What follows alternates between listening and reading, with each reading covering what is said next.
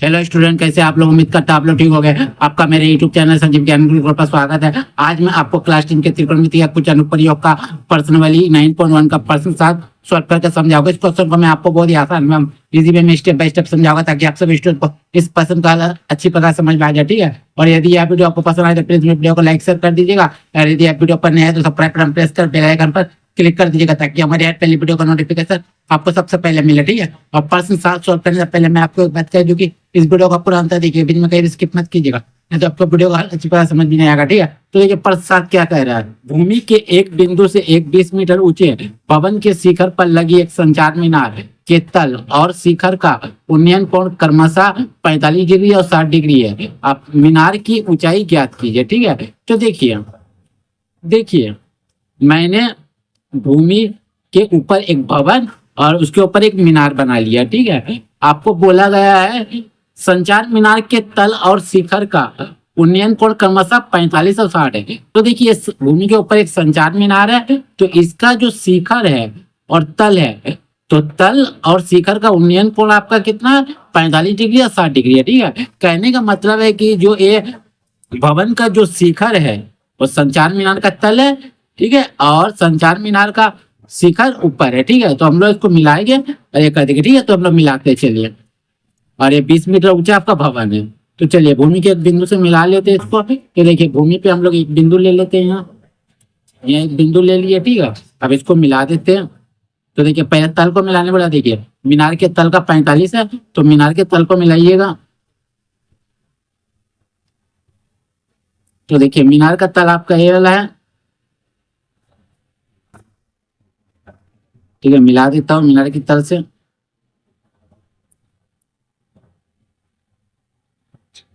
चलिए अब शिखर से ही मिला देता हूँ, मिला दिया गया। ठीक है, बस चलिए अब क्या हुआ, ये तो दोनों मैंने मिला दिया। ठीक है, अब देखिए ये जो तल है, तल का उन्नयन कोण बोला 45 है, तो 45 डिग्री लिख दीजिए। और आपके शिखर का उन्नयन कोण है मीनार का आपका 60 डिग्री, तो पूरा का 60 डिग्री होगा। ठीक है, तो ये लिख दीजिए 60 डिग्री। ठीक है, तो चलिए नाम दे दीजिए, इसको ए दे दीजिएगा नाम, इसको बी दे दीजिएगा नाम ए बिंदु को, इसको दे दीजिएगा सी और इसको दे दीजिएगा डी। ठीक है, आपको निकालने क्या बोला है? मीनार की ऊंचाई। तो देखिए मीनार है, मैंने इसका ऊंचाई निकालना है, आपको ए भी ज्ञात करना है। ठीक है, तो चलिए अब क्या करते हैं, देखिए ये मैंने आकृति जो बनाई है आपको समझाने के लिए बनाया है। एग्जाम में आपको इस प्रकार का आकृति नहीं बनाना है। ठीक है, आपको रेखा चित्र का प्रयोग किया। ठीक है, तो देखिए मैंने एक रेखा चित्र बना लिया, देखिए। ठीक है, आपको ठीक इस प्रकार रेखा चित्र का प्रयोग करना है। ठीक है, तो इसको हम लोग इस आकृति के अनुसार लिख लेते हैं। तो देखिए इसको नाम दे देते ए, इसको बी, ए इसको बी, इसको सी और इसको डी। ठीक है, ये आपका 45 डिग्री और ये पूरा आपका 60 डिग्री, 60 डिग्री। ठीक है, और ये आपका 20 मीटर है भवन की ऊंचाई, आपको ये भी ज्ञात करना है। ठीक है, मैंने इसकी ऊंचाई ज्ञात कर ला। ठीक है, एक्स हम लोग मान ले रहे हैं आपका डीसी को। ठीक है, तो मान लेते चलिए इसको एक्स। ठीक है, चलिए तो चलिए अब इस रेखा चित्र के अनुसार हम लोग बनाएंगे। तो चलिए बनाते इस रेखा चित्र के अनुसार। तो पहले हम लोग लिखते हैं हल। ठीक है, तो लिखते हैं हल, हल लिखते हैं। आपको जो ज्ञात करना उसको पहले लिखिए, मीनार की ऊंचाई ज्ञात करना उसको पहले लिख लीजिए। मीनार माना कि मीनार की ऊंचाई,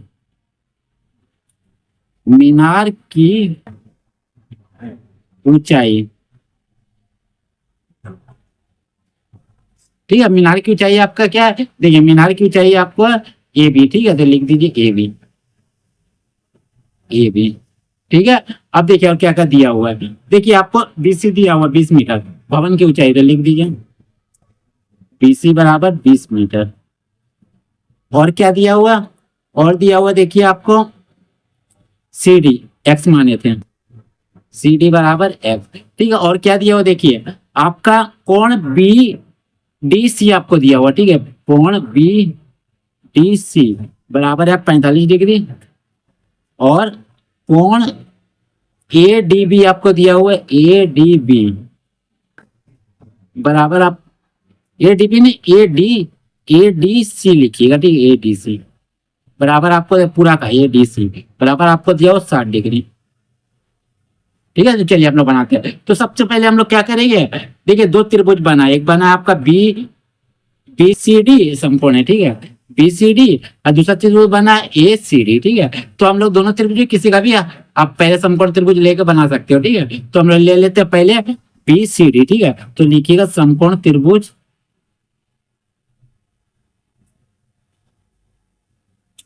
त्रिभुज बी सी डी में, ठीक है। तो देखिए समकोण त्रिभुज बी सी डी में अगर एक कोण है तो ठीक सामने वाला को हम लोग क्या बोलते हैं, भुजा को हम लोग बोलते हैं लंब, ठीक है। नीचे वाला भुजा क्या होता है, आपका आधार, ठीक है। तो लंब आधार का संबंध किससे होता है, आपका टेन थीटा से, ठीक है। तो लिखिएगा टेन थीटा बराबर होता है पी बाई पी, ठीक है, टेन थीटा। तो लिखिएगा टेन, ठीक है, थीटा का मान है 45 डिग्री, लिख दिया 45 डिग्री, ठीक है। पी के आपका भुजा बी सी, अब बी के आपका भुजा सी डी, तो लिख दिया, ठीक है। तो देखिए टेन 45 डिग्री का मान होता है आपका 1, ठीक है। तो देखिए बी सी आपका क्या है, आपका 20, तो लिख दीजिए 20, और सी डी को हम एक्स माने एक्स लिख दीजिए, ठीक है। तो दीजिए गुना कीजिएगा तो एक्स बराबर हो जाएगा 20, ठीक है, आपको एक्स का मान आ गया। अब लीजिएगा त्रिभुज ए सी डी में, ठीक है। तो लिखिए, ये लिखिएगा आप समकोण त्रिभुज ए डी सी में, आप समकोण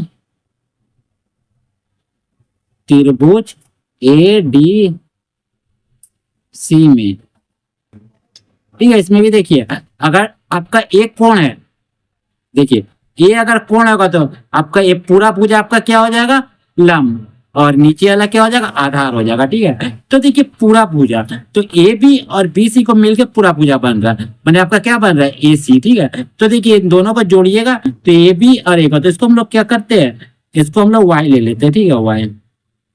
तो जोड़िएगा तो क्या हो जाएगा, 20 जोड़ वाई होगा, हाँ। तो चलिए लिखिएगा, ठीक है। तो पहले हम लोग लिख ले रहे हैं पूरा भुजा और एल आधार हो गया, ठीक है। तो लिखिएगा टेन थीटा, लंब और आधार का समझ टेन थीटा, तो लंब हो गया, ये आधार हो गया, तो टेन थीटा बराबर होता है पी बाय पी, तो टेन थीटा। तो लिखिए टेन थीटा, थीटा का मान क्या आपका 60 डिग्री, लिख दिया 60 डिग्री।